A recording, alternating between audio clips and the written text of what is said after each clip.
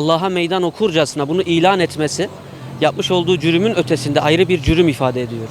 Yani biz Müslümanlar olarak böyle bir duruma kayıtsız kalamayız tabii ki. Bu bizi üzüyor. Bu bizim gerçekten canımızı yakıyor. Ama şu da bir hakikattir. Bizler Müslümanlar olarak bir takım vazifelerimizi yerine getirmeme işimizin sonucunda biz bununla karşılaşıyoruz. Evet, İsveç'te kafir küfrünü ortaya koyuyor. Ama bugün Müslüman topraklarında Müslüman evlatlarımızın imanları zehirleniyor. Kur'an'dan uzaklaşıyor. Kur'an'dan bir haber. Evet, bugün belki şurada yolda çevirip Kur'an'ın yakıldığı ile ilgili bir röportaj yaptığımız zaman birçok insan belki %100'ü buna tepki verecektir belki ama aynı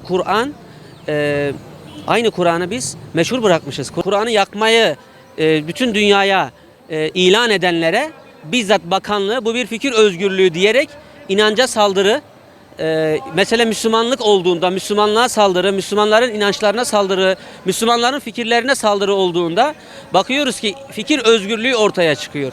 Bu fikir özgürlüğü, bu demokrasi ne melen bir şeymiş ki Müslümanlar olunca mağdur olanlar anlaşılmıyor, o meydana gelmiyor, kullanılmıyor. Fikir özgürlüğü söylenmiyor. İslam'a karşı yapıldığında fikir özgürlüğü deniyor ve bu şekilde bizim kutsallarımıza saldırılıyor. Tabii onun Kur'an'ı yakmasıyla İslam'ın nurunu söndüremeyeceklerini biliyoruz. Onlar varsınlar Kur'an-ı Kerim'i yandırsınlar.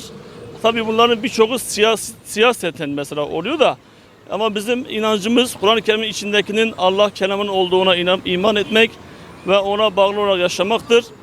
Onlar ağızlarıyla Allah'ın nurunu söndürmek istiyorlar. Ne yapsa Allah'ın nurunu söndüremeyecekler.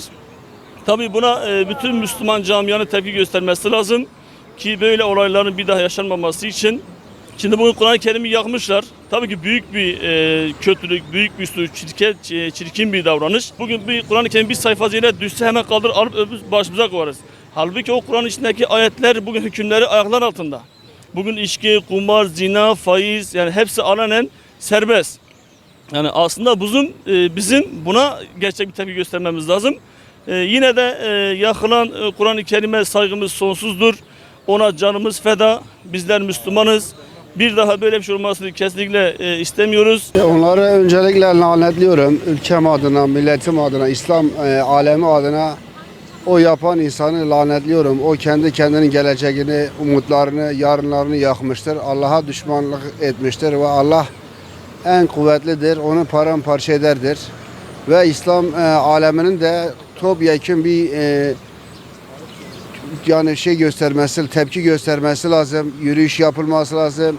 Pankartla halkın yani dergah önünde bütün 81 ilde ve bütün İslam alemi devletlerinde hepsinin mesela bunu lanetlemesi, bunu eleştirmesi lazım.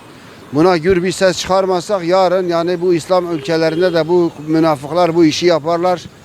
Bu işi yani biz sahip çıkmamız lazım yani. Vallahi böyle yapanlara nar atıyoruz. Allah belalarını versin. Yani Kur'an-ı Kerim bizim kitabımızdır. İslam kitabıdır. Yani ümmeti Muhammed'in kitabıdır. Tepkisini göstermeleri lazım. Yani batı'yla ilişkilerimizi azaltalım ya da keselim. Müslümanların bu zulme, bu Kur'an-ı Kerim'e saygısızlık yapmasına tepkisini koyması lazım. Öyle değil mi? Yani tepkisi koyması lazım yani. Her seçim atmosferine girdiği zaman Türkiye'nin üzerinde karanlık emellerin olduğunu hepimiz biliyoruz. Kur'an yakma olayını tasvip etmiyoruz. Lanetle kınıyoruz. Yani biz Müslüman bir ülkeyiz ve bütün Müslüman ülkelerin kınaması gereken bir vakadır. İnsanları bir nevi yani galyana getirmek istiyorlar. İnşallah Müslüman Türk alemi olarak ve Müslüman dünyası olarak bu galyanlara gelmeyeceğiz.